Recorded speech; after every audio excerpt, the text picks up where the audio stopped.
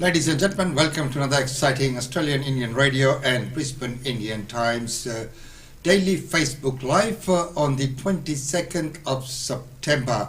It's wonderful to have your company once again, and thank you so much for all your wonderful comments that keep coming on. And all we can do is take those on board and improve from that. As they say, there is always room for improvement. So, Victoria has recorded 11 new cases of coronavirus and 2 deaths, with Premier Daniel Andrews committing to updating the roadmap to lockdown sooner than planned. New South Wales has recorded 4 new cases, but contact tracers are tracing and racing to identify anyone who may have been infected by that Sydney taxi driver. And United States is on the verge of surpassing 200,000 coronavirus deaths. Britain is at a tipping point with the second wave as well. And John Farnham's long-time manager has condemned the use of his voice. This news and much more coming right up. But first off, let's take a look, a very quick look at the weather and see what the weather's doing. With that, let's welcome Dilraj. Good morning, everyone. Weather forecast for the rest of today will be maximum 31 degree. Brisbane area is partly cloudy. Slight chance of a shower most likely in this evening. The chance of thunderstorm this evening. Winds north to northeasterly 15 to 20 km per hour, tending north to northeasterly 15 to 25 km per hour in the early afternoon. Fire danger is high and sun protection is recommended till 3 p.m. UV index is predicted to reach high, and it is predicted to reach 9. That is very high. Thank you. And 9, that really is high, because that is quite a high UV rating there. Thank you so much for that, Dilraj. Well, right now let's take at some of the news that's happening. First of all, let's go to the news headlines for today. Save hundreds of stranded whales is getting underway in Tasmania this morning. About 270 pilot whales are stuck on sandbars or beaches in and around Macquarie Harbour on the state's west coast. At least 25 of the stranded animals are already believed to have died. Parks and Wildlife staff are this morning racing to make the most of an outgoing tide in a bid to try to herd the whales back out to sea. There's renewed pressure this morning on Victoria's government to speed up the wind back of lockdown restrictions after the state recorded its lowest number of new COVID-19 cases in 3 months. There were just 11 new infections yesterday, a number not seen since June. Despite sustained criticism from business groups, the state opposition and a campaign of civil disobedience by anti-lockdown protesters, a news poll in The Australian this morning finds that nearly 2/3 of Victorians support Premier Daniel Andrews' handling of the crisis. The federal government will set out its long-term approach to reducing carbon emissions today. Energy Minister Angus Taylor will release a roadmap which will prioritise investment in hydrogen and carbon capture and storage over renewables. The government believes the plan will prevent up to 250 million tonnes of emissions each year by 2040. And there you are, that's the update for the latest news for today. Well, right now we'll go and look at some of the news that's making headlines today. Well, first of all, we will go and look at what's happening with the coronavirus cases and how it has affected everyone in Victoria. But Chief Medical Officer Andrew Wilson says Victoria's PPE guidelines go beyond those of World Health Organization. Let's take a very quick look at that report. We always make sure that our guidance about the use of PPE is based on what the evidence shows us, and also our experts. We work with lots of people from the sector, lots of healthcare workers and lots of other people who work with us in hospitals and aged care facilities to develop those guidance documents. And our guidance in Victoria was increased at the start of August. It's stronger than the national guidance, it's stronger than the World Health Organisation guidance, it's stronger than the guidance in the UK, and we've been able to increase our supply of masks up from nearly 25 times even more than we were using last year. So we're using a lot of N95 masks. Every single person in our community who needs one, who's been advised to have one by us, by our guidance, has been supplied with one.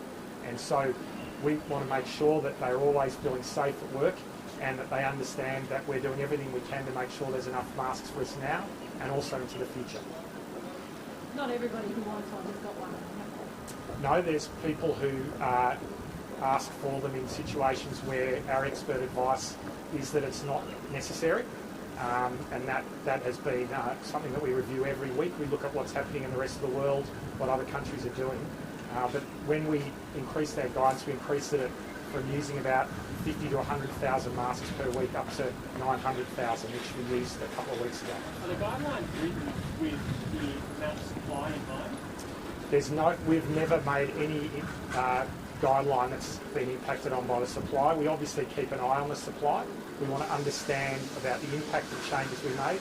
And as I hope people can imagine, if you're increasing from using 50 to 100,000 masks a week up to 900,000, you have to be very careful about what that means for your supply in the longer term. And we've always been really careful. So that's Victoria's Chief Medical Officer Andrew Wilson, and he has defended the state's personal protective equipment, the PPE guidelines for healthcare workers, but says authorities are very, very careful about ensuring that the long-term supply is sustainable. Well, looking at sustainability, let's now go to Toowoomba and the Festival of Flowers, 71 years on. So that's sustained, and it has come through tough times. Right now, under the current circumstances, as we know, everything's going virtual. So let's see how they put up the show this year. Welcome to the very first and very fantastic Itty Bitty Grand Central Floral Parade for 2020. I'm Councillor James O'Shea of the Toowoomba Regional Council, and I'll be your host for this very special occasion. The Grand Central Floral Parade is 71 years young this year and holds a very special place in the hearts of locals and visitors to the Toowoomba Carnival of Flowers.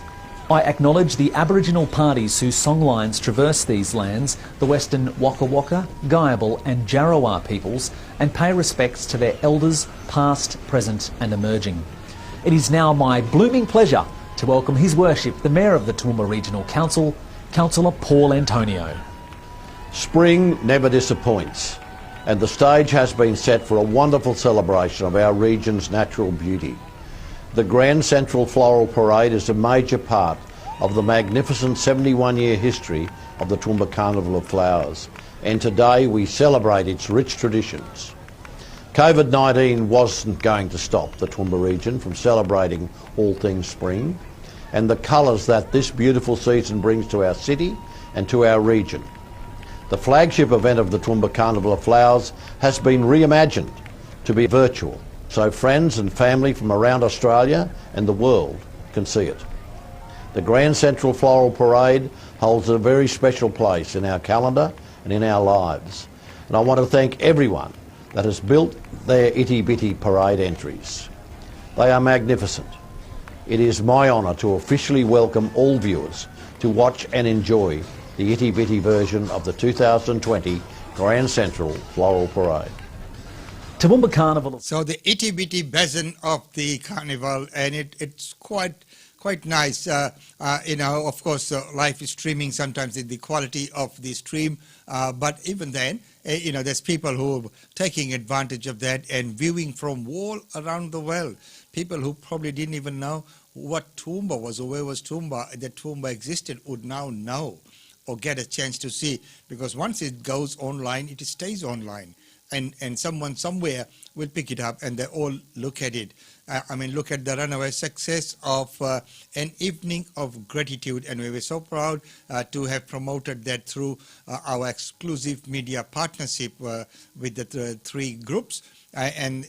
Wonderful, and the views just keeps increasing. So it was a very, very successfully held virtual event. And there will be more. Watch this space. As I said when we launched our channel here, was that this space will get crowded, of course, because now that people are not able to go out physically, So this is the way. This is the way that people will do things, and let's get used to that way of things and take advantage of that.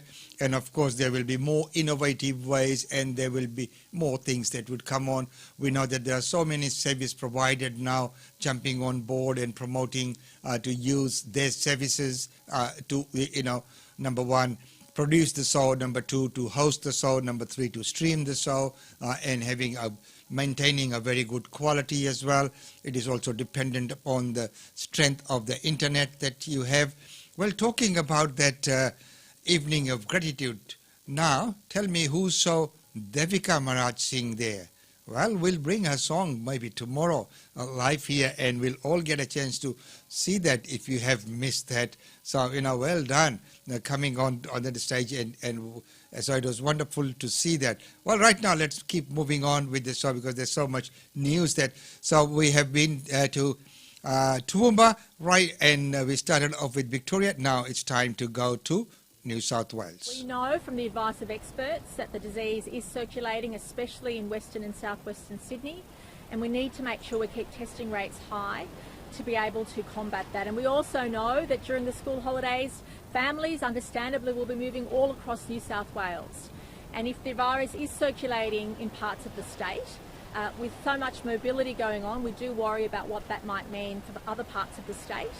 And also, this is happening at the same time that we're easing border restrictions between Victoria and New South Wales. So there's more people coming across, there's more people able to live their life more freely than what they were able to beforehand. So all this is really meaning that we're going into a bit of a high-risk period, and we just want to make sure everybody is aware that nobody is complacent, because the second we get complacent, the second the virus will beat us. And I can't stress that strongly enough. So as we said about the New South Wales, once again, it is very, very important that those measures are still kept in place and easing very, very slowly. Well, as we know, that many Australians are stranded overseas. So will they make it back in time for Christmas? It's only a few months until Christmas, but it's likely that many Australians stranded overseas won't be able to make it back in time. Many are facing, a round and round of cancelled flights and doubt will they ever be able to secure a seat. And such is the case with many people who are trying to get back to their respective countries as well. The flights that are there, that are happening, the agents in the background, and of course, I've also heard that there have been some biddings on seats as well, because there's limited number of seats and people really want to go, and they're paying very, very high prices. But, that is not good that, people are taking advantage of that kind of situation. Well, right now, let's take a look at that report and see whether we'll be able to get Australians back home by Christmas. £6,000, is that a person? Yeah, that's so 6888. So what's that in Australian dollars? Craig Fotheringham and his family have been stranded in London. They've been living there for the past 2.5 years and were in the process of moving back to Australia. Their flights have been cancelled 5 times. Yeah, so 50 grand doesn't get you there. And that was a real blow to us. And then you start frantically ringing up airlines to find out when you'll be able to travel. And the dates are not September, but October. They're not October, but November. And this is sort of this cycle that we keep finding ourselves in now. They're now living out of an Airbnb after leaving their jobs and packing up their home. Tickets to nowhere, it's thousands and thousands and thousands of dollars. Their pet cat and dog have arrived in Sydney before them. Our stuff is in a shipping container. It will probably arrive before we do. It would be hilarious if it wasn't tragic. More than 25,000 Australians are stuck between strict limits on international arrivals in Australia and the commercial realities of running an airline during a global pandemic. It is simply the matter of these airlines are losing millions and millions of dollars. It's about containing those losses, and they're simply not going to fly a 365 passenger plane to Australia with 20 economy class passengers paying $1,000 each. Not a chance. Sunday morning, I decided to go for a bit of a morning walk. It's been a tough 7 months overseas for Australian resident Saskia Klein. Back in February, she dropped everything to travel to the Netherlands after her mum was diagnosed with ovarian cancer. I needed to be with my family, support her, be there for her, and go through the whole chemo, the whole process. But with COVID-19 ravaging Europe, Saskia had to keep her distance. I came here to be with her and to hug her, support her, and be there for what she needed. We couldn't even do that. It was heartbreaking. Saskia's now trying to return home to Brisbane, where her husband and 2 boys are waiting. It's horrible. I just need to be with my family. It's been long enough, 7 months. Without your kids, it's a very long time. But like thousands of other Australians stranded overseas, Saskia has faced flight cancellations and huge expenses.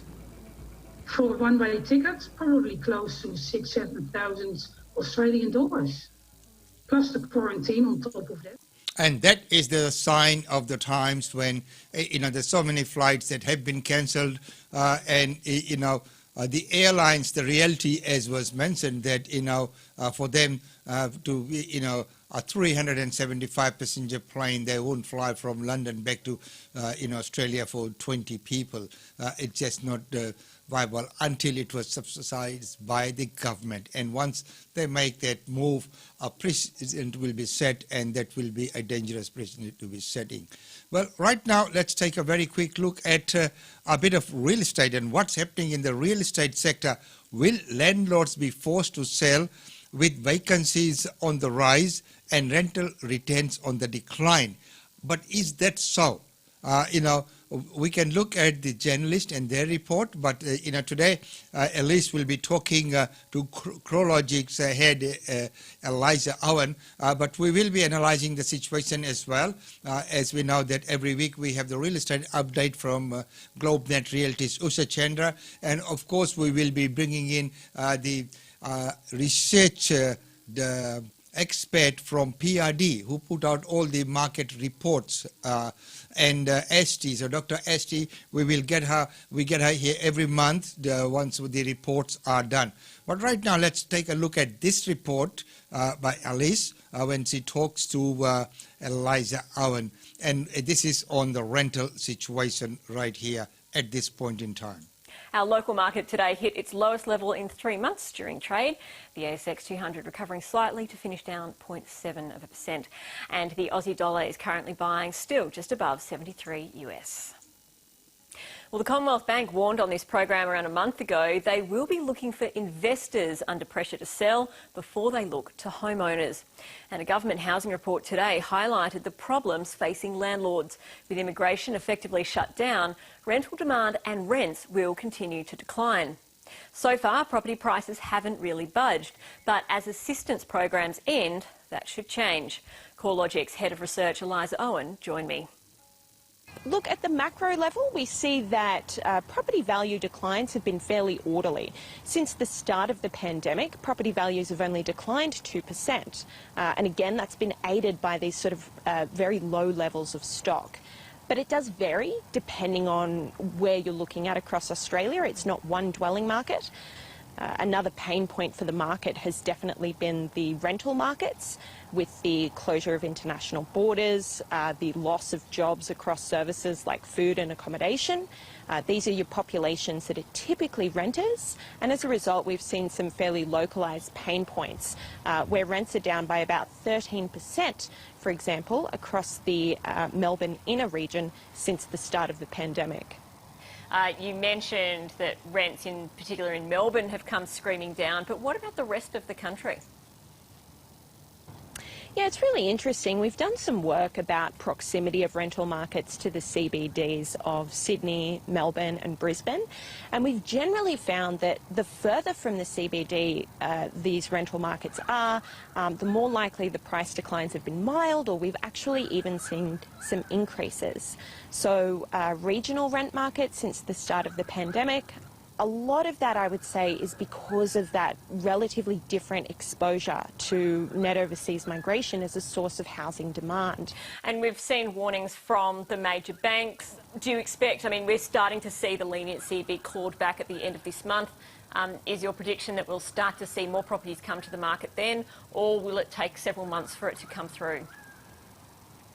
Yeah, I think some of the key turning points to watch in the property market as we go forward are the winding down of JobKeeper and JobSeeker stimulus at the end of this month, because people receiving those benefits may be more likely to be renters as well, so that can affect rental return. It'll be interesting to see what the federal government comes out with early next month in terms of housing stimulus and how that supports the market. And then, of course, that key one is going to be the winding down of mortgage repayment deferrals, where we probably will see more distressed property coming to market, which would put added downward pressure on prices. Eliza. So that's what we can look forward to. What is that so? And as she mentioned, as Eliza mentioned, that the prices, there has been a slight drop in the home prices, and that is not only pandemic, it's also due to the less properties on the market at the moment as well. So the market on its own, the number of activities might have dropped, but they're still holding well within that. So there is no shortage of buyers, as real estate gurus would tell you, and that's what's happening, and we'll bring to you that in tomorrow's report. Well, right now, talking about real estate, let's take a bit of a commercial break.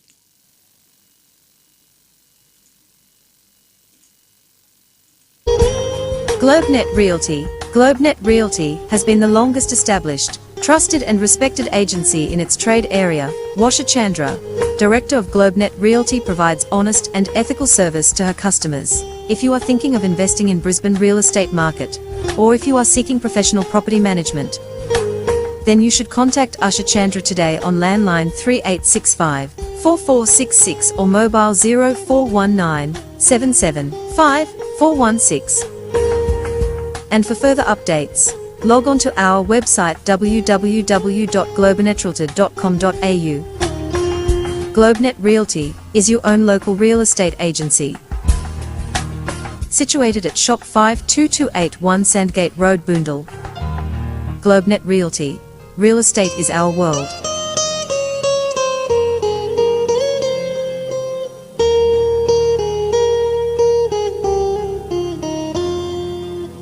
And real estate is the world.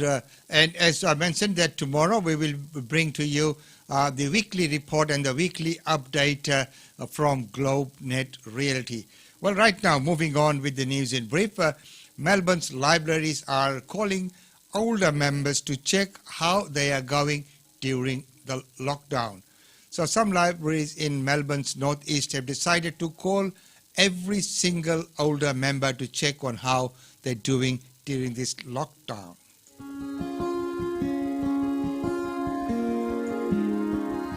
One of the key things about libraries is we never close, we're open to the community.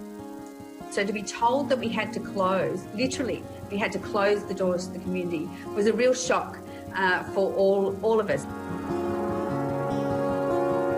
I really see the library as, as that place that connects you. I use the library. Yes, I did visit in person, but the libraries are like community hubs these days. Once we got over the shock of, oh my God, we're closed, then we went, well, we serve the public. How are we actually going to serve them? So our physical libraries were closed. Our digital library was open. Yeah, we'll do that. Okay. We thought we better connect in with our seniors because they wouldn't be following our website. We thought, well, let's give them a call. Of course, we didn't realise that we'd have to do that to 7,000 members. I'd love to help you with any questions you might have. Well, the first one, you never know what you're going to get. My first phone call was actually really adorable. It was a 93-year-old lady, and she just bought her very first iPad. At the end of the call, she just thanked me, and she said, You got a 93-year-old to download. So that's a very, very good initiative from the library to be calling upon all the elder members. And of course, we know that many times these elderly people, they don't have anyone to talk to many times. And, you know, once they get someone to talk to, they just love that. So, but it's so good to see that, you know, checking on that. We've just gone through that Are You OK month as well. So, you know, that is a very, very wonderful initiative, and good on you, all the librarians, for doing that.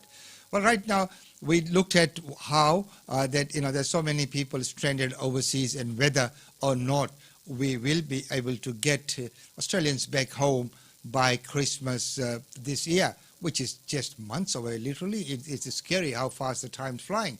But right now, what is going to be the future of aviation? What is going to look like? As we know, everything was geared towards that growth in the travel industry that was happening, you know, and the whole airports, runways, you know, the terminals, the lounges, everything were being designed, you know, to accommodate more and more, and it was getting bigger and bigger and bigger. But what is it going to look like in the future? What would this industry be like moving forward? I've always aspired to fly for the commercial airlines. In Australia, I'd always love to fly for one of the big two airlines, Qantas or Virgin Australia. 3 years ago, when Glenn Sparks qualified as Australia's youngest pilot, he thought he was on track to achieve his dream career. For as long as I can remember, I've always wanted to fly, and I did my first solo on my 15th birthday. So it's just the feeling of freedom once you're up there. There's no feeling quite like it, really. He's been working as a shift manager at McDonald's to pay his way through various pilot licences. Basically working as many days a week as I can, and all that money just going straight into keeping me in the air, pretty much. Right, so the traffic, Charlie Alpha Romeo is 5 miles to the west, landing through 1,500 for 1,000. But the industry Glenn is graduating into will be very different to the one he grew up dreaming about. Right, for the traffic, Charlie Alpha Romeo is final runway 05 for a full stop. It's definitely not good to see all these people losing jobs and planes on the ground, things like that. Australia's major airlines have either stood down or sacked more than 30,000 workers during this pandemic. There wouldn't be an airline CEO in the world or a tourism leader in the world that would give a jobs guarantee at the moment. And a lot of the certainty that we crave in our industry won't come back until there is open borders and free-flowing travel between cities. Exclusive analysis provided to 730 by Air Intelligence shows Qantas and Virgin employed more than the equivalent of 40,000 full-time workers before COVID-19. If both airlines are only operating at 5% capacity in 2021, fewer than 2,000 workers will be needed. I always wanted to fly as I lived in Tasmania, and it was the only way out back when I was a kid. In 1988. I started as a flight attendant. Catherine Pearson is spending more of her time sewing these days after Qantas grounded most of its international flights in March.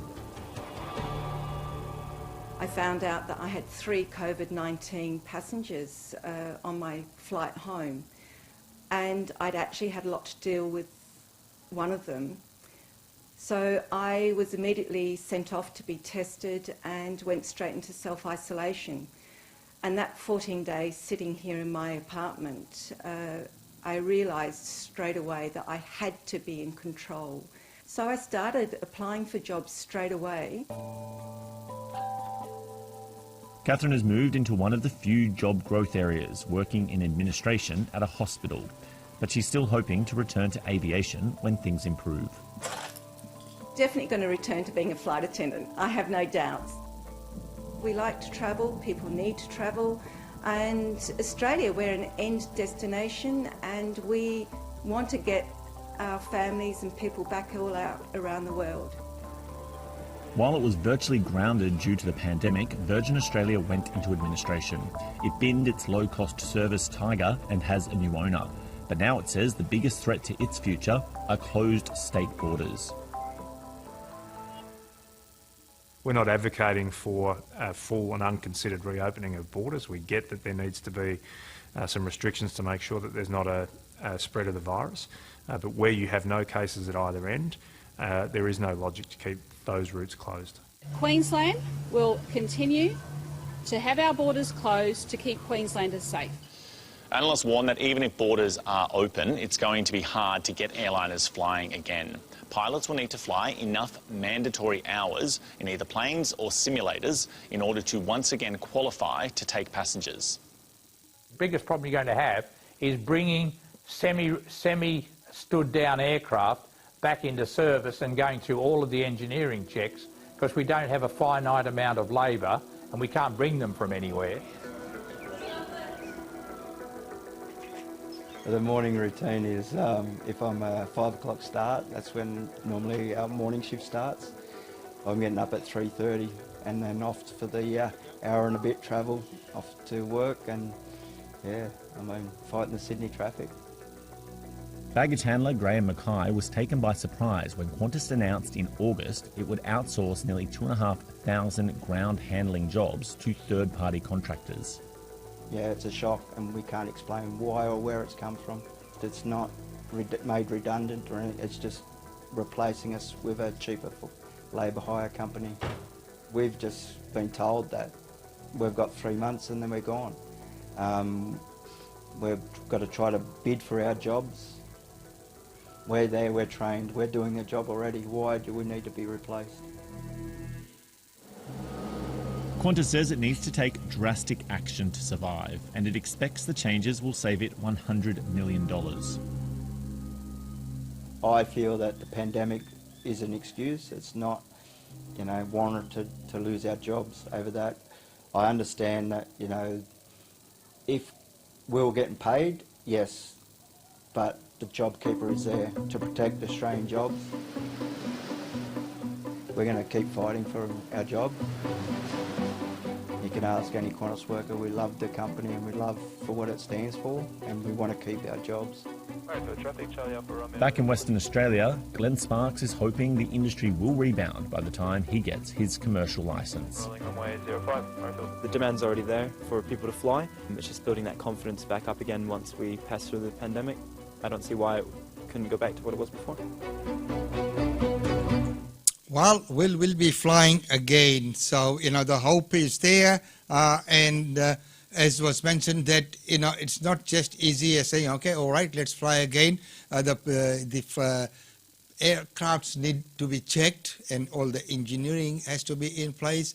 And the pilots have to have those many flying hours. They have to re-go through all those things. So it's quite an involved process there. It's not just as easy as that.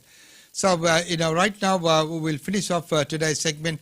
But once again, let's look at, those whales that have been locked up on the beach, or they turned up on the beach. Could it have been a disaster or a mismanagement, or were they confused?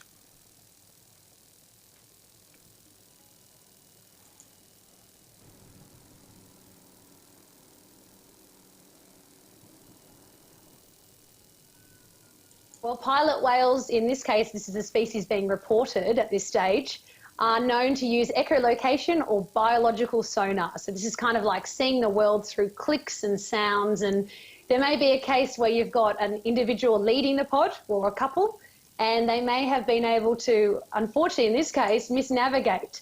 But there really does remain a mystery as to why whales strand in the first place. Is it just a case that they're unable to navigate properly? Maybe something startled them, or maybe they're just curious, like we saw with humpback whales recently this week. Yes, and they could be just curious, as it said, but, it's a miscalculation. Now, the way the mammals, they travel is by sounds, clicks and other things. So there is, of course, something that distracted them, where they lost their instinct and the timing of the tides and all that into account, and they ended up where they did on the beach. Well, there's been a big rescue operation that's taking place right now. Well, the last news that we're going to leave to you is, once again, we go to U.S., where U.S. Supreme Court Justice Judge Baker Ginsburg was a legal and feminist trailblazer who changed America. The announcement of her death on the weekend being mourned around the world, and it's how a huge feature in the looming U.S. presidential election. So it will have a bearing on the election. In my lifetime, I expect to see 3, 4, perhaps even more women on the High Court bench. Ruth Bader Ginsburg was a champion of gender equality. She is seen in liberal circles in this country as a hero, as particularly amongst women. She just always was miraculously ahead of us. And if we can keep asking ourselves, what would Ruth do? What would Ruth say? Then she will be with us. Despite graduating top of her law class, she was passed over by major legal firms for being a woman and a mother. Her 1993 appointment to the Supreme Court was the pinnacle of a legal career that broke gender barriers. Having experienced discrimination, she devoted the next 20 years of her career to fighting it and making this country a better place. And we are coming on the air at this hour because CBS News has confirmed that Supreme Court Justice Ruth Bader Ginsburg has died. Her death comes just over 40 days out from the US presidential election, and her replacement could reshape the US Supreme Court. I will be putting forth a nominee next week. It will be a woman. To jam this nomination through the Senate is just an exercise in raw political power.